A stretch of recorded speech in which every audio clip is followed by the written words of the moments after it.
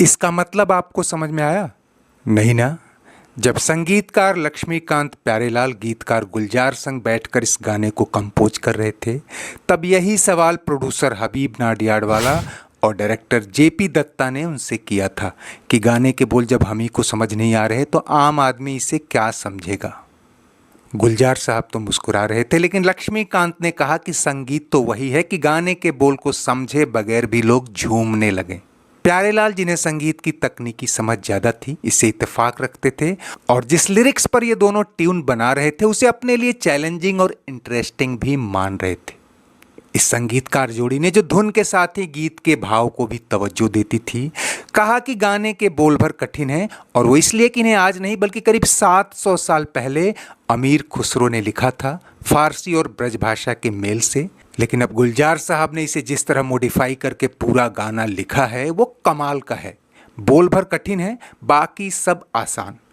आप इसे हम पर छोड़ दीजिए, दुनिया बिना समझे भी इस गाने को गुनगुनाती फिरेगी। जेपी दत्ता तो खैर डायरेक्टोरियल डेब्यू कर रहे थे और नाडियाडवाला ने भी इस बात को ज्यादा नहीं खींचा, क्योंकि वो लक्ष्मीकांत प्यारेलाल की मास्टरी के कायल थे और जानते थे कि उन्होंने पहले भी ऐसे कई गाने कंपोज किए हैं जिनके बोल तो कठिन या शेरो शायरी वाले थे, लेकिन धुन इतनी प्यारी थी कि आज भी दुनिया उन गानों को याद करती। इनमें से कई तो संस्कृत, उर्दू और फारसी से लवरेज गाने थे।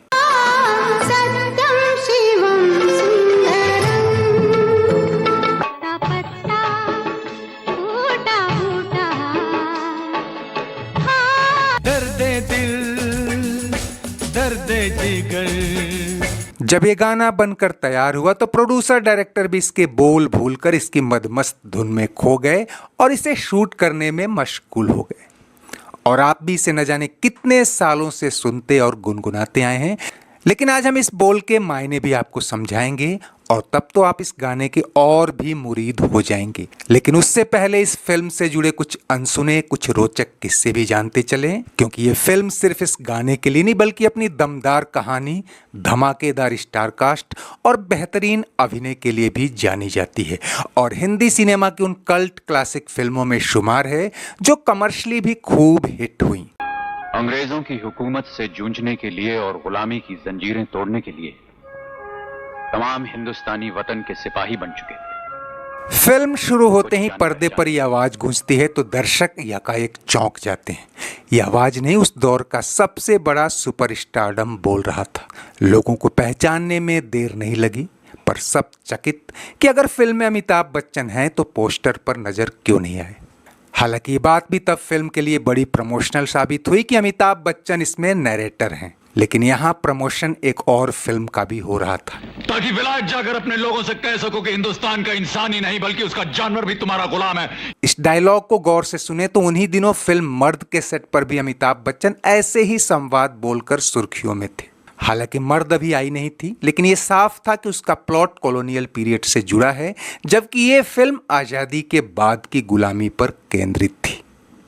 राजस्थान की सामंती व्यवस्था, जातिगत भेदभाव और किसानों के शोषण पर आधारित एक सोशल एक्शन ड्रामा फिल्म, जिसके संवाद और अदाकारी तो थे ही जबरदस्त, इसका संगीत फिल्म को नई ऊंचाई पर ले गया। बहुत कम लोगों को पता है कि 1985 में आई गुलामी 3-4 साल पहले ही शुरू हुई थी। लीड रोल में विनोद खन्ना थे, साथ में रीना रॉय, स्मिता पाटिल भी।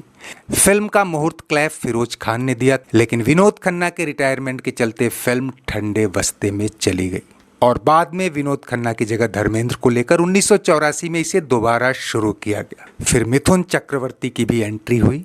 धर्मेंद्र के मुकाबले उनका रोल थोड़ा छोटा था लेकिन दमदार था। दोनों का स्टारडम तब पीक पर था, लेकिन जेपी दत्ता ने कैरेक्टर और गेटअप के मामले में जिस तरह उन्हें परोसा, खुद दोनों को विश्वास नहीं हो रहा था कि ये फिल्म हिट भी होगी। धर्मेंद्र जो एक्शन के पर्याय बन चुके थे, इस फिल्म में अरसे बाद बेहतरीन अदाकारी के लिए याद किए गए। डिस्को डांसर फेम मिथुन का लुक तो सरप्राइज था, लेकिन इसे एक गाने ने उन्हें इतनी ख्याति दिलाई कि उनके पास फिल्मों की लाइन लग गई।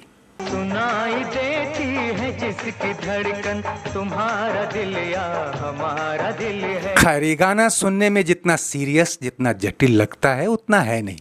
जैसा कि बताया कि 13वीं-14वीं सदी के महान कवि अमीर खुसरो की एक मशहूर रचना पर आधारित है। उन्होंने फारसी और ब्रज भाषा को मिलाकर इसे लिखा था। इसे गजल कह लें या कव्वाली, शुरुआत कुछ ऐसी थी। हाल मिसकी मकुन तवाफ दुराए नैना बनाए बतिया। किताब हिजरा नदार अमेजा न ले हो काहे लगाए छतियां। मोटा मोटी इसका मतलब यह है कि मुझ गरीब की हालत से बेखबर मत बनो, तुम आंखें चुराते हो और बातें बनाते हो। ऐ मेरी जान, मुझ में अब जुदाई सहने की ताकत नहीं है, तुम मुझे अपने सीने से क्यों नहीं लगा लेते। यह अमीर खुसरो की लंबी गजल या कव्वाली की मात्र 4 लाइनें हैं, लेकिन फिल्म में केवल पहली लाइन ली गई है और उसमें भी थोड़ा बहुत फेरबदल के साथ। बाकी पूरा गाना गुलजार ने लिखा है। जिहाल मिस्की मकुन बरंजिश का अर्थ है मुझ लाचार और गरीब के हाल पर गुस्सा या बेरुखी मत करो। इसी तरह बहाल हिजरा बेचारा दिल है का मतलब है क्योंकि ये बेचारा दिल जुदाई के गम से बेहाल है। बाकी का गाना सुनते सुनते आप भी इसके भाव समझ ही गए होंगे। लेकिन यहाँ भी एक रोचक तथ्य यह है कि कुछ लोग मानते हैं कि सबसे पहले अमीर खुसरो की इस रचना को उर्दू के एक प्राइमरी टीचर और शायर एहसान रसलपुरी ने मॉडिफाई किया था और अपनी गजल उन्होंने गुलामी के फिल्मकारों को सौंप दी थी और उन्होंने इसे निखारने के लिए गुलजार साहब को दे दिया। हालांकि फिल्म के हर क्रेडिट में गुलजार का ही नाम आता है और माना भी जाता है कि इस कव्वाली या गजल को उन्होंने ही अपने शब्दों के जादू से दिलकश बनाया।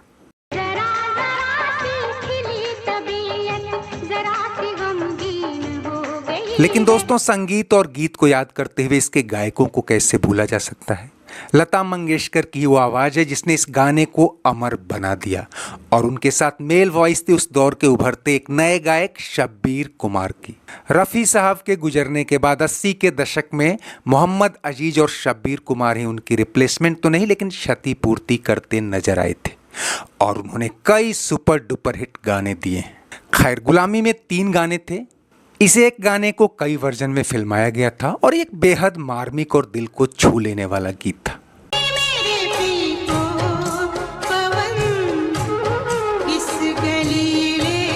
28 जून 1985 को रिलीज हुई फिल्म इस सुपरहिट गाने के चलते पहले ही चर्चा में थी। ऊपर से मिथुन चक्रवर्ती, धर्मेंद्र, रीना रॉय, अनीता राज, स्मिता पाटिल जैसे लोकप्रिय स्टार कास्ट ने पहले हफ्ते खूब भीड़ खींचा।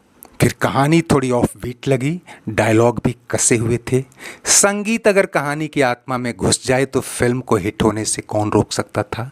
ये फिल्म उससे भी ऊपर गई और न केवल सुपरहिट हुई बल्कि उस साल की सबसे कमाऊ 5 फिल्मों में शामिल हुई।